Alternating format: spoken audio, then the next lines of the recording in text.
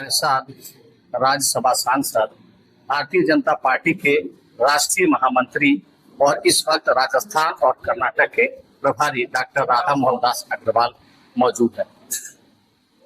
आज उनसे हम जानते हैं कि किस तरह से आज बंगाल के चुनाव में जिस तरह से भारतीय जनता पार्टी को एक कन्विंसिंग जीत मिली है और जो गढ़ इतने सालों से जो है मजबूत था, टूटा नहीं था, उस गढ़ को किस तरह से लोगों ने प्लान करके तोड़ा है, उस पर कुछ चर्चाएं होंगी और क्षेत्र की बातें भी होंगी। उसको लेकर के हम डॉक्टर साहब से मुखातिब। डॉक्टर साहब, सबसे पहले तो हमारे चैनल पे आपको ढेर सारी बधाई, शुभकामनाएं। जिस तरह से बंगाल का चुनाव आप लोगों ने एक गढ़ को कहा जाए तो पूरी तरह गढ़ था वो, ममता बनर्जी आज 15 साल से लगभग वहाँ काबिज थी, उस गढ़ को कोई तोड़ नहीं पाया था, लेकिन बीजेपी ने कौन सा ऐसा तैयार किया।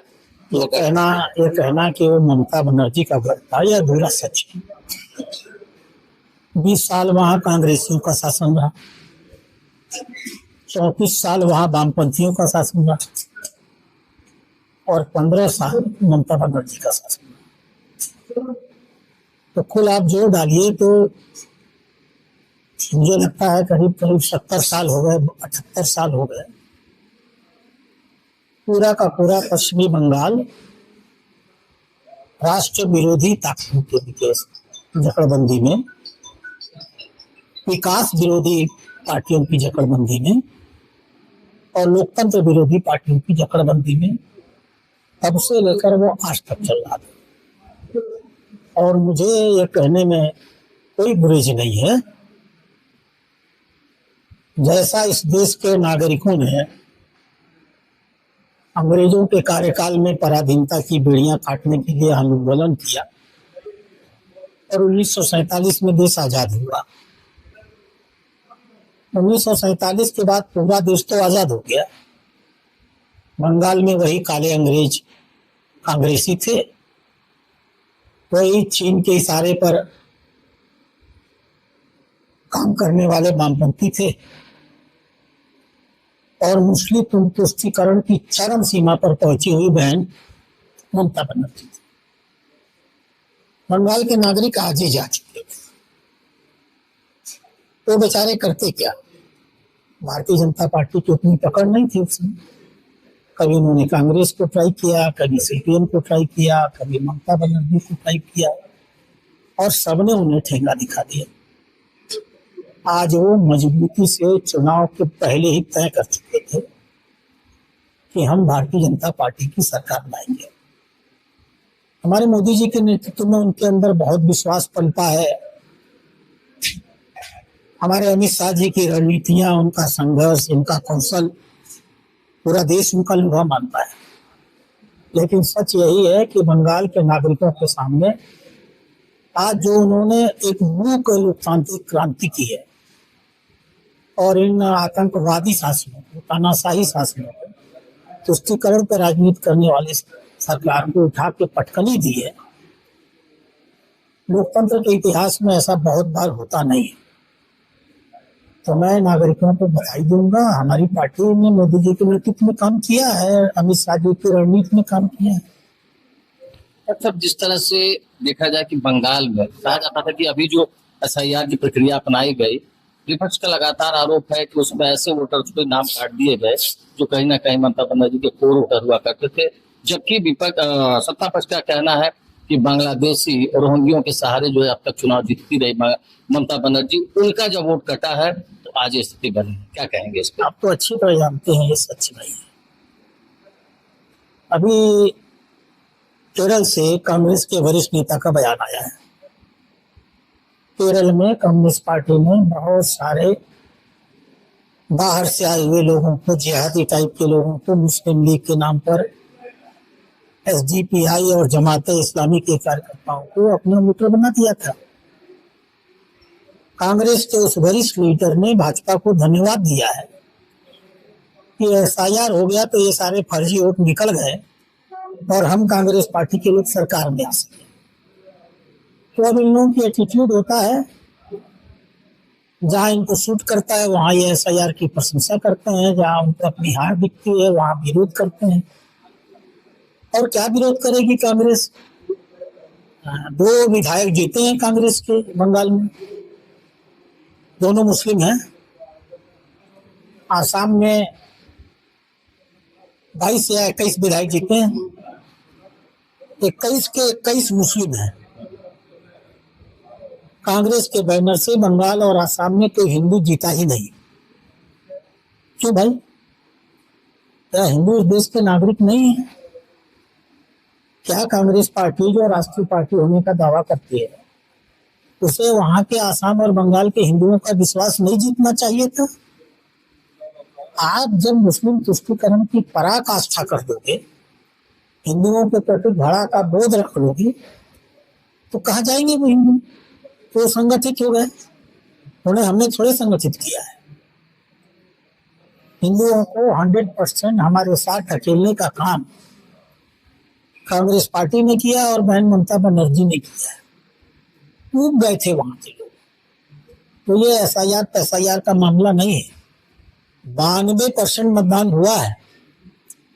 92% मतदान कोई प्रभावित करने की हैसियत कोई पार्टी नहीं रखती है। 100 में से 92 लोग अगर जाके मतदान कर रहे हैं, उसके मैंडेट को आप कैसे मना कर सकते? तो ये लोकतंत्र की जीत है, जनता की जीत है, और देश के किसी भी मुख्यमंत्री के लिए एक संदेश है, नागरिकों को अपना गुलाम बना के मत रखो।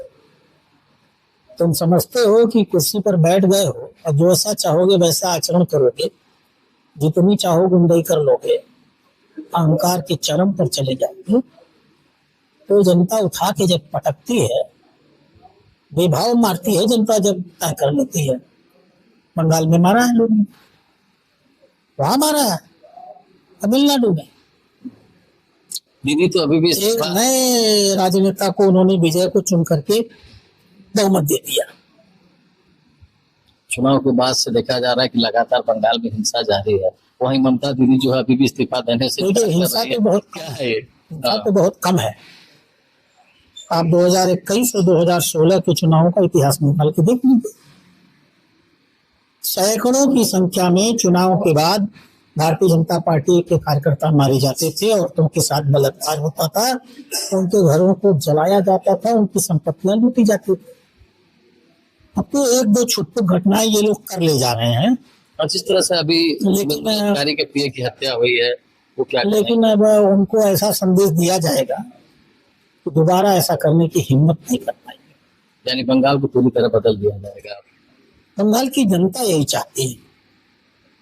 बंगाल की जनता चाहती है कि लोकप्रिय सरकार शांति के साथ नागरिकों का सम्मान करके व्यापक जनहित में ही सिर्फ काम करे।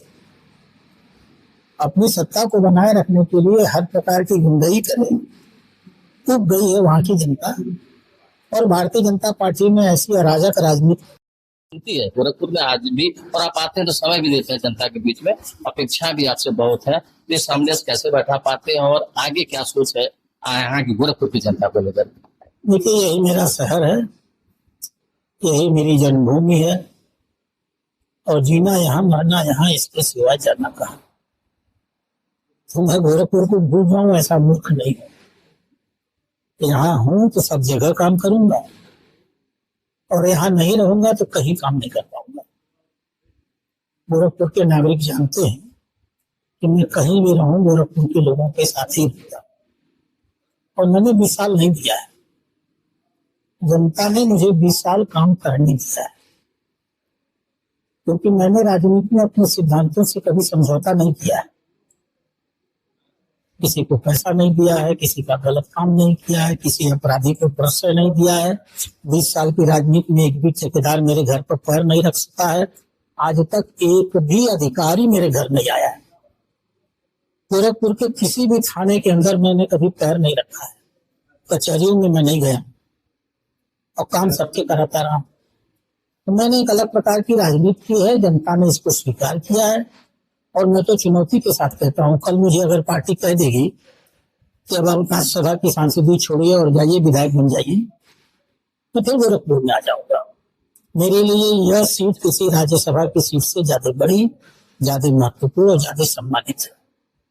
डॉक्टर साहब, एक महत्वपूर्ण सवाल है, जब आप विधायक हुआ करते थे तो कई बार आपने गोरखपुर में भू माफियाओं का जो झकड़ है उसको लेकर के आवाज बुलंद की थी, यहाँ तक कि मुझे याद है संसद में भी आपने आवाज उठाई थी मेरे कार्यकाल में। जी जी। और अभी भी गोरखपुर में देखा जा रहा है सर। देखिए, मेरे कार्यकाल में 34 एक्सीडेंट मैंने सस्पेंड कराए, 7 IAS के विरुद्ध कार्रवाई की,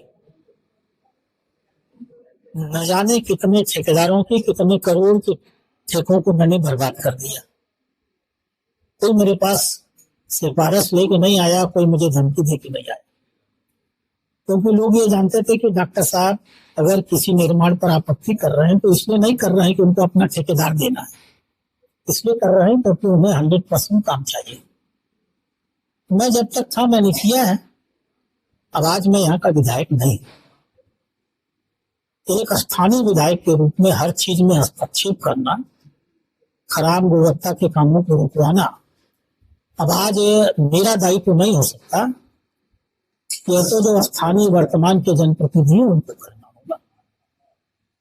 डॉक्टर साहब, आज का जो आयोजन था और आपका सम्मान समारोह था, आम जनता के बीच आप जुड़े थे, आज के समारोह के लिए क्या कहना चाहेंगे, क्या कहना चाहिए? ये नागरिकों का प्रेम है, ये मेरा सौभाग्य है। मैं तो पहले भी कहता हूँ, ये हिस्सा मेरी विधानसभा का अंतिम हिस्सा था।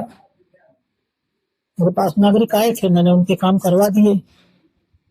आज भी उन्होंने कुछ काम बताए, 1-2 करोड़ के, वो भी करा दूंगा। तो मेरा काम है नागरिकों, जब मेरे पास आके नागरिक कहते हैं, माताएं बहनें कहती हैं, तो मैं उनको सुनूं और उनकी समस्याओं का समाधान करूं। तो मैं तो अपनी टीम को आभार प्रकट करूंगा कि उन्होंने मुझे जनता से जोड़े रहने में बहुत महत्वपूर्ण भूमिका निभाई।